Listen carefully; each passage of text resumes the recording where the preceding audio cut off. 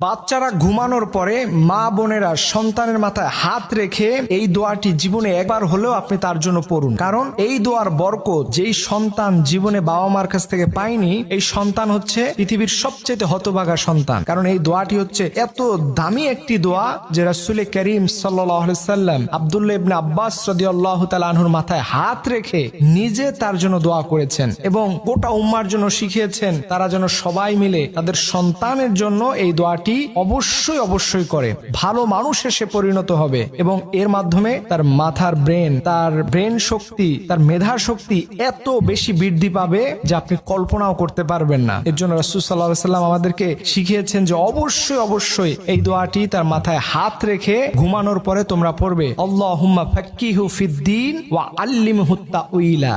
এই দোয়াটি আপনি আপনার সন্তানের মাথায় হাত রেখে জীবনে একবার হলো